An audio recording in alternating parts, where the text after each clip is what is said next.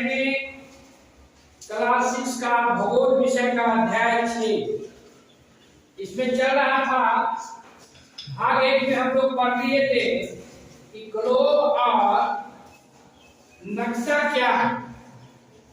Globe और नक्शा क्या है इसके बारे में हम लोग जाने थे। ग्लोब और नक्शा का क्या हमारे जीवन में उपयोगिता है ना। और ये भी पढ़ रहे थे कि इसमें हमारे जो पृथ्वी पर है कितने महाद्वीप और कितने महासागर हैं, जल की मात्रा कितना है इसको पढ़ लिए। आज जो हम पढ़ेंगे मुख्य रूप से भाग 2 में अक्षांश एवं देशांत रेखा, अक्षांश एवं देशांत रेखा है ना। और इस रेखा का क्या महत्व है, इस रेखा से हमें क्या क्या पता चलता है, अंतरराष्ट्रीय तिथि और अंतरराष्ट्रीय समय के बारे में हम इसी रेखा से मालूम करेंगे। और साथ साथ ये मालूम करेंगे कि हमारा देश कहाँ है नक्शा पे, है ना, ग्लोब पे कहाँ है। इसके बारे में समझने के लिए हमें अक्षांश रेखा और देशांत रेखा को समझना जरूरी है। जब तक इसको नहीं समझेंगे तब तक हम नहीं समझेंगे कि हमारा इंडिया कहाँ है, भारत कहाँ है, ऑस्ट्रेलिया कहाँ है ना, अफ्रीका कहाँ है।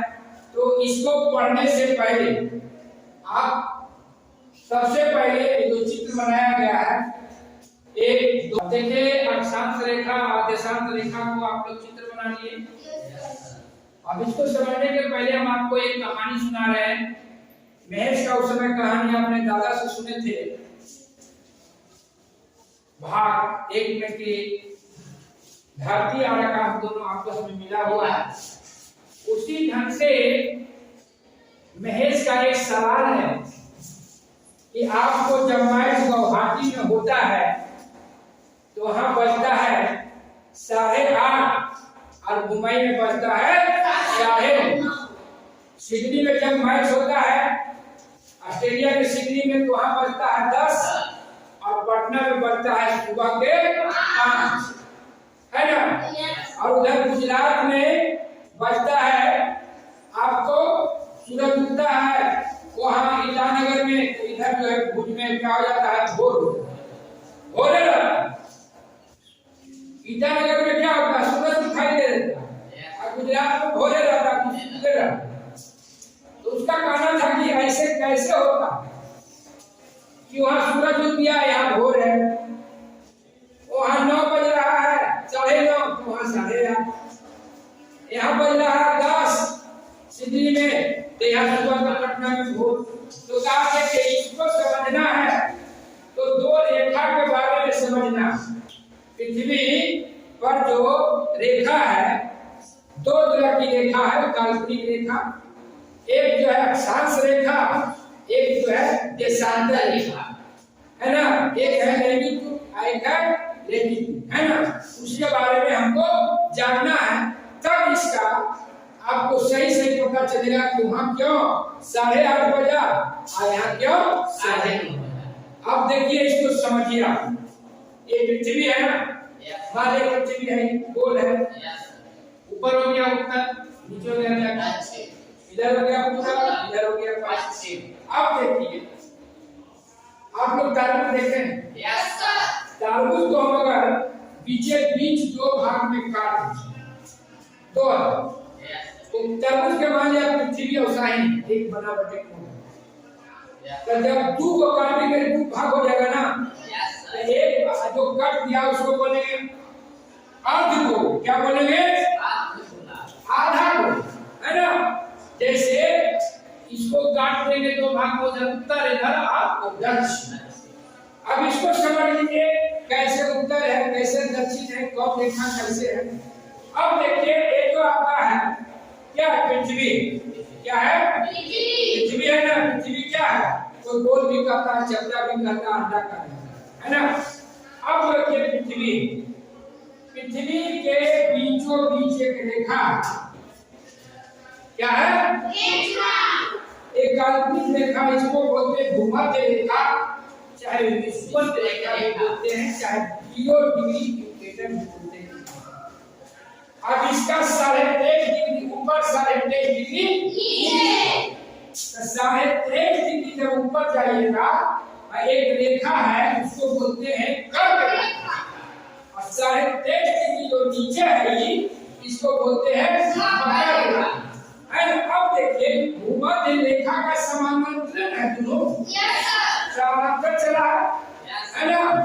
अब देखिए इस ढंग से आपका भूमध्य रेखा के उत्तर और भूमध्य रेखा के दक्षिण है ना, आपको ऐसा ऐसा रेखा 90 को क्या को है 90 को इधर भी है और 90 को इधर भी। तो टोटल को अगर जोड़ दीजिएगा 90 का कितना हो जाएगा 180 हो जाएगा, 180 हो जाएगा ना। लेकिन कुछ इसमें विशेषता क्या है कि 190 रेखा है, इसका दूरी कितना है 1 डिग्री, कितना है 1 डिग्री पर 1 रेखा, 1 डिग्री पर 1 रेखा। इस ढंग से 90 ऊपर 90 नीचे है, लेकिन समानांतर है ना। लेकिन जब आपको जैसे जैसे ऊपर जाइएगा उत्तरी ध्रुव की ओर, जैसे जैसे आप नीचे आइएगा दक्षिणी ध्रुव में, तो ये रेखा की लंबाई कम होते है ना। और जहां से चलिएगा फिर घूम के वही आएगा। देखिए इसको हम आपको समझाते। मान लिया पृथ्वी का ही मॉडल यहाँ आई, अब यहाँ आप अपनी उंगली को रखिए, इसको घुराते रहिए।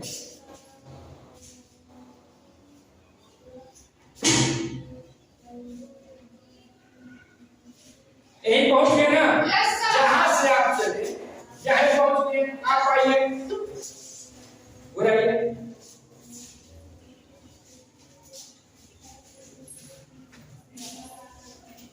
वही पहुंच गए।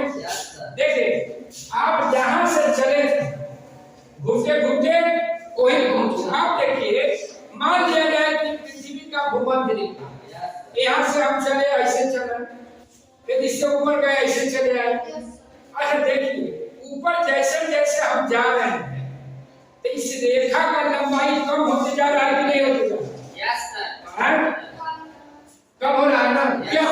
ऊपर जाइएगा एकदम जहाँ 90 डिग्री है वहाँ क्या हो जाएगा 0 में, उसकी लंबाई क्या हो जाएगा 0 हो जाएगा, 0 में 0 डिग्री हो जाएगा ना। तो समझिए इस तरह से आप जो है अक्षांश रेखा के बारे में समझ गए। अब हमको समझना है देशांतर रेखा। अब देखिए आपको समझना है देशांतर रेखा, तो समझना है देशांतर रेखा, लैंगिक रेखा है ना, है ना। अब देखिए इस बड़ों को आप लोग गौर से देख रहे हैं इसको, आप लोग दिखाई दे रहा है सबको। अब देखिए पृथ्वी का भूमध्य रेखा है और ये उत्तरी ध्रुव हुआ और ये दक्षिणी ध्रुव हुआ ना। अब देखिए उत्तर से दक्षिण भी जाने वाला एक रेखा है, देखिए यहाँ से आगे रेखा क्या है नहीं, उत्तरी ध्रुव से दक्षिणी ध्रुव है। इसको हम लोग बोलते हैं देशांतर रेखा। क्या बोलते हैं देशांतर रेखा।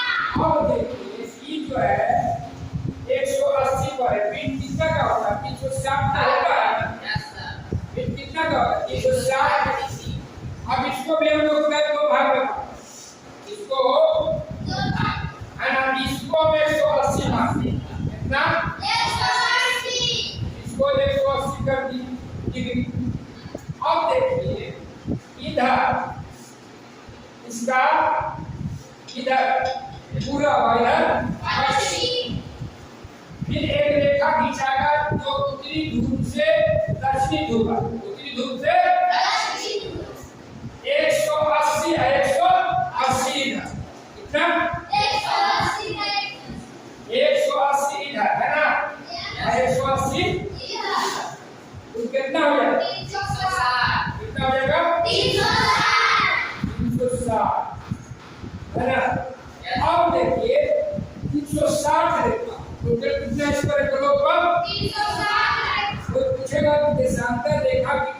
त्रिज्या कितनी है? 30%।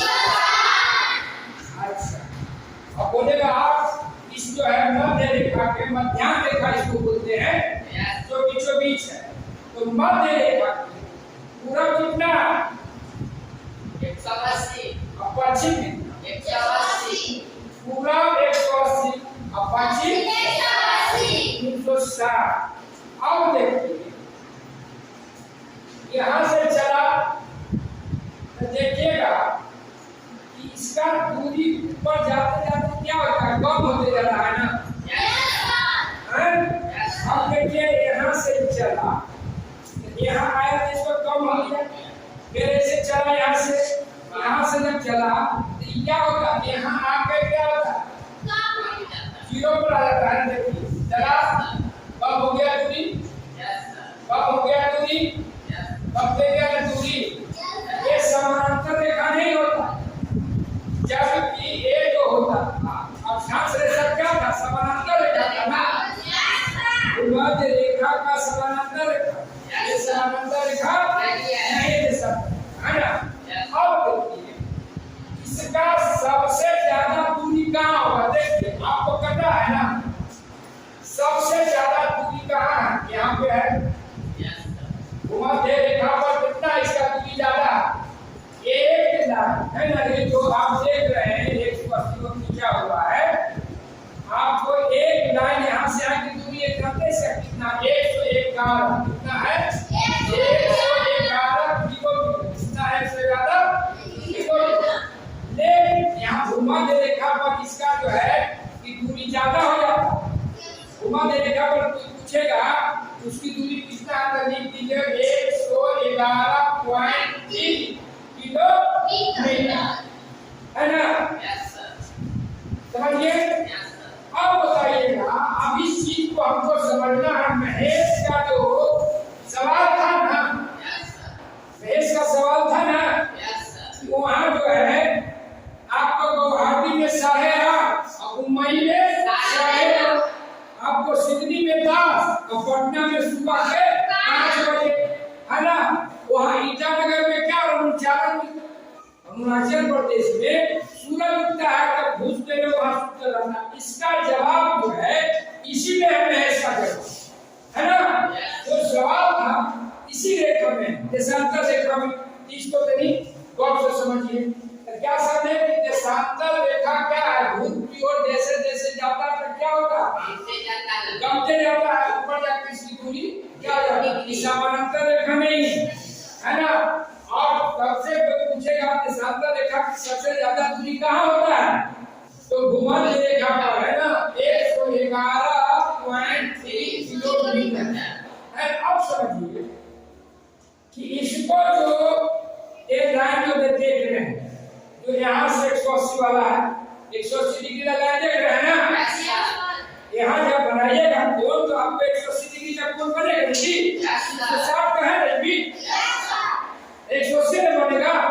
तो ये जो बीच वाला रेखा देख रहे हैं कितना? 180 के इधर उधर है ना? अब देखिए कि एक तो है 180 को माना गया है अंतरराष्ट्रीय तिथि एवं अंतरराष्ट्रीय समय का मानक माना गया का इसको है ना? तो यहाँ पर एक देश है इंग्लैंड, उसका नाम है ग्रीनविच। क्या नाम है उस जगह का? वो आपका इंग्लैंड। आप नक्शा से देखिएगा, देखिए इसीलिए आपको नक्शा को समझना बहुत जरूरी है। तो नक्शा और ग्लोब को समझना जरूरी है। अब आप देखिए, जब तक नहीं समझिएगा, देखिए तो रेखा है ना? अंतरराष्ट्रीय तिथि और अंतरराष्ट्रीय समय का जो निर्धारण करता है। आप देखिए यहाँ आइए, एक जगह दिया गया है इंग्लैंड का, लंदन होगा, जहाँ 0 डिग्री पर, वहीं से एक अंतरराष्ट्रीय तिथि और अंतरराष्ट्रीय समय को मान लिया गया। इसको देखिए तो आपका यूरोप में खोजिए। हाँ देखिए, देखिए लंदन यहाँ है ना? देखिए यार है ना? इसी अब देखिए कहाँ पे 0 डिग्री है ना? अब देखिए इधर 0 डिग्री है, यहाँ 0 डिग्री आपको 15 15 के बाद 30 के बाद 45 किधर बन जाएगा पूरा ना इधर क्या हो गया अब यहाँ समझ अब देखिए जब अंतरराष्ट्रीय तिथि और समय का निर्धारण के लिए मान लिया गया एक जो है जगह को मान लिया अब जो माना गया अब इसको देखिए इधर क्या हो गया पूरब ना इधर क्या है अब जब पूरब की ओर जाता यहाँ से पूरब जब बढ़िएगा तो इधर क्या होगा बढ़ेगा समय क्या होगा समय क्या होगा बढ़ता जाएगा और जब पश्चिम आएगा तो क्या होगा पश्चिम आएगा समय घटेगा क्या होगा घटता है ना इधर बढ़ता है ना समय में इधर घटता है पश्चिम।